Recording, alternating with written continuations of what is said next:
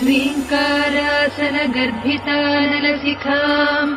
सौक्लीं कलाम् बिभ्रती सौवर्णाम्बरधारिणीम् वरसुधा गौताम् त्रिनेत्रोज्ज्वलाम् वन्दे पुस्तकपाशमङ्कुशधराम् स्रग्भूषितामुज्ज्वलाम् त्वाम् गौरीम् त्रिपुराम् परात्परकलाम् श्रीचक्रसञ्चारिणी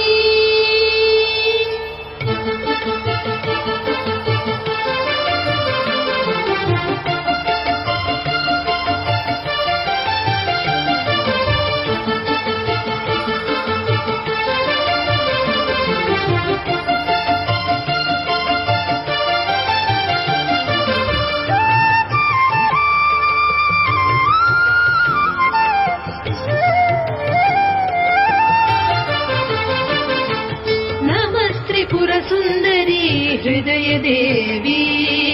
शिरोदेवी शिखादेवी कवचदेवी नेत्रदेवी हस्तदेवी कामेश्वरी भगमालिनी नित्यक्लिन्दी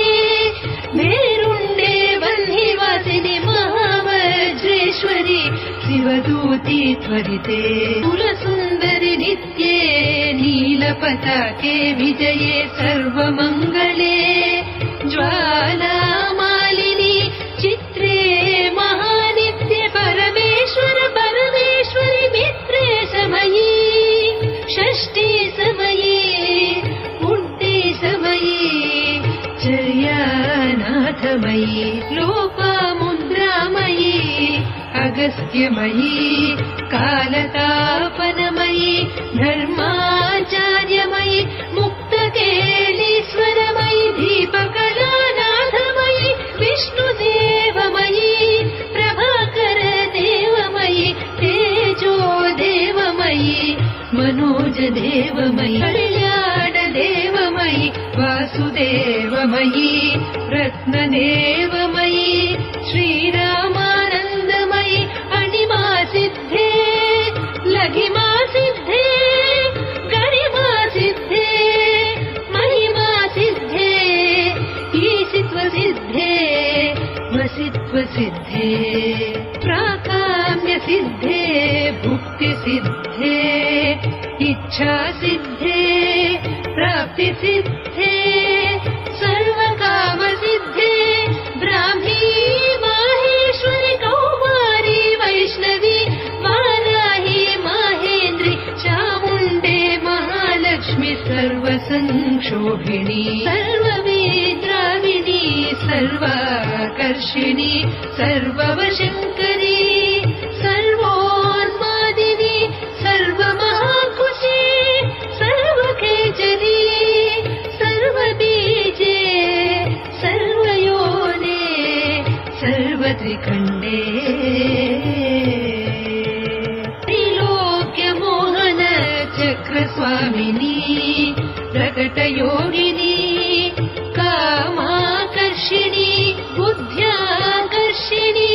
अहङ्काराकर्षिणी शब्दाकर्षिणी स्पर्शाकर्षिणी रूपाकर्षिणी रसाकर्षिणी गन्धाकर्षिणी चित्ताकर्षिणी धैर्याकर्षिणी नृत्याकर्षिणी नामाकर्षिणी बीजाकर्षिणी आत्माकर्षिणी अमृताकर्षिणी शरीराकर्षिणी सर्वाच परिपूरक चक्रस्वामिनी गुप्तयोगिनी अनङ्गकुसुमे अनङ्गमेखले अनङ्गमदने अनङ्गमदनातुरे अनङ्गरेखे अनङ्गवेगिनी अनङ्गाङ्कुशे अनङ्गमालिनी सर्वसंक्षोभण चक्रस्वामिनी गुप्ततरयोगिनी सर्वसंक्षोभिणी सर्वविद्राविणी सर्वाकर्षिणी सर्वाहारिणी सर्वसम्भिनी सर्वजृम्भिणी सर्ववशङ्करी सर्वरञ्जनी सर्वोन्मादिनी सर्वाधसाधिके सर्वसम्पत्पूरिणी सर्वमन्त्रमयी सर्वद्वन्द्वक्षयङ्करी सर्वसौभाग्यदायक चक्रस्वामिनी सम्प्रदाययोगिनी सर्वसिद्धिप्रदे सर्वसम्पत्प्रदे सर्वप्रियङ्करी सर्वमङ्गलकारिणी सर्वकामप्रदे सर्वदुःखविमोचनि सर्वमृत्युप्रशमनि सर्वविघ्ननिवारिणि सर्वाङ्गसुन्दरी सर्वसौभाग्यदायिनि सर्वार्थसाधक चक्रस्वामिनी पुरोत्तीर्णयोगिनी सर्वज्ञे सर्वशक्ते सर्वैश्वर्यप्रदायिनि सर्वज्ञानमयी सर्वव्याधिविनाशिनि सर्वाधारस्वरूपे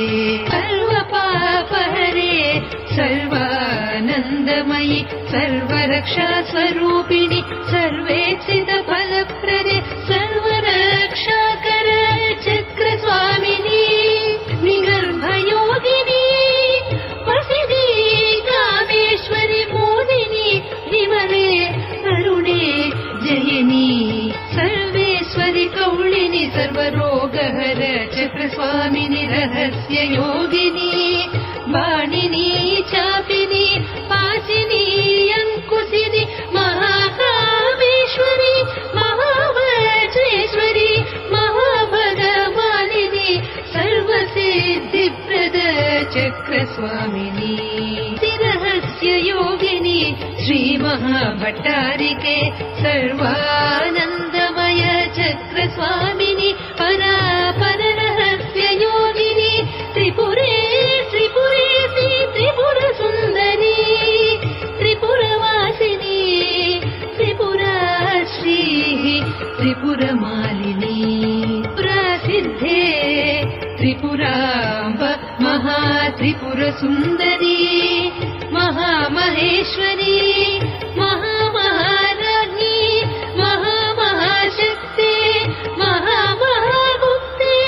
महामहाज्ञप्ते महामहानन्दे महामहास्कन्दे महामहाशये महामहाश्रीचक्रनगर साम्राज्ञी नमस्ते नमस्ते नमस्ते नमः।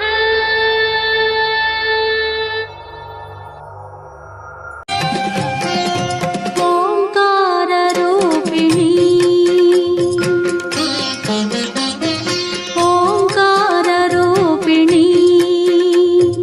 क्लींकारवासिनी जगदेकमोहिनी प्रकृति स्वरूपिणी ओंकाररूपिणी क्लींकारवासिनी जगदेकमोहिनी प्रकृति स्वरूपिणी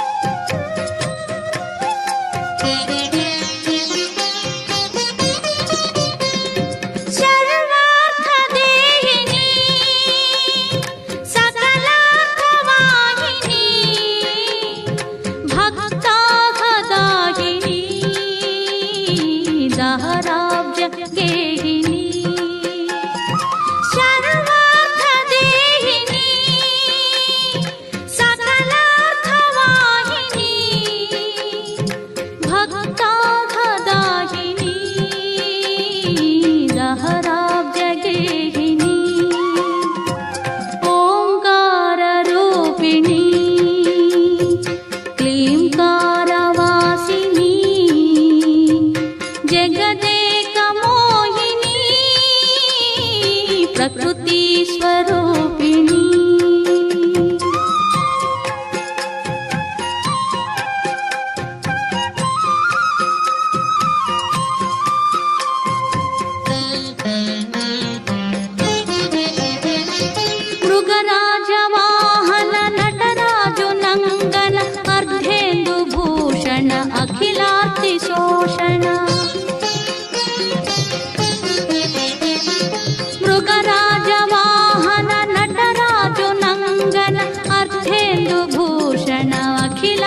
शोषण काशिका कामाक्षी माधुरी मीनाक्षी काशिका कामाक्षी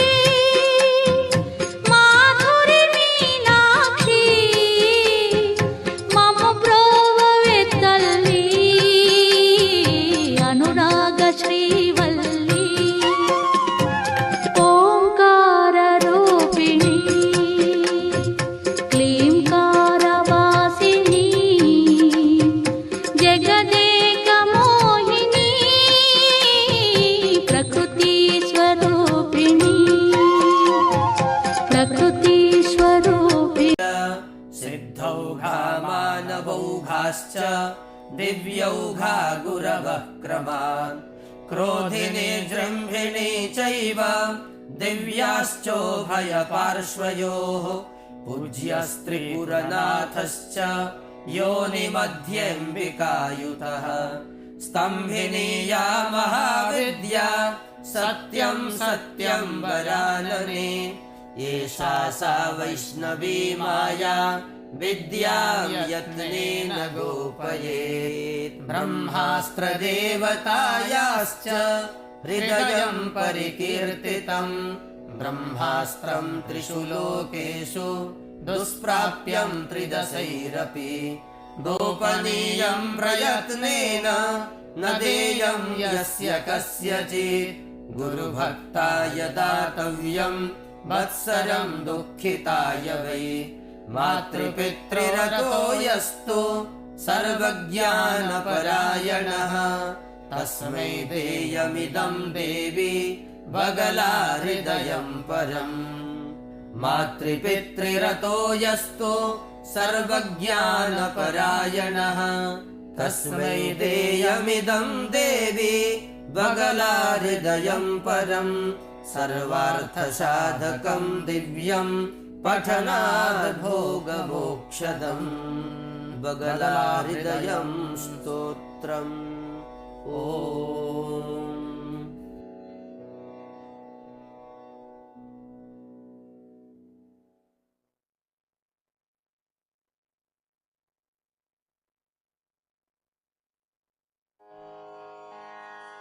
बगलामुखी कवचम्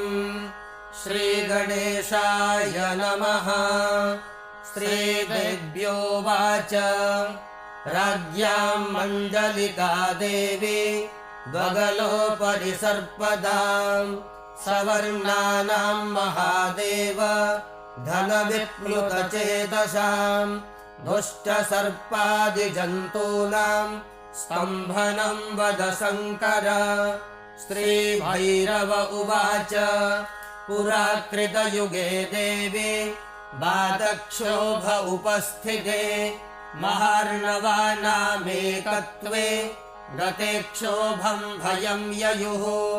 सेन्द्राः स वैष्णवाः सर्वे सभयं मामुपस्थिताः शिव शङ्कर रुद्रेश रक्षास्मान् शरणागतान् महाबातादिसंक्षोभ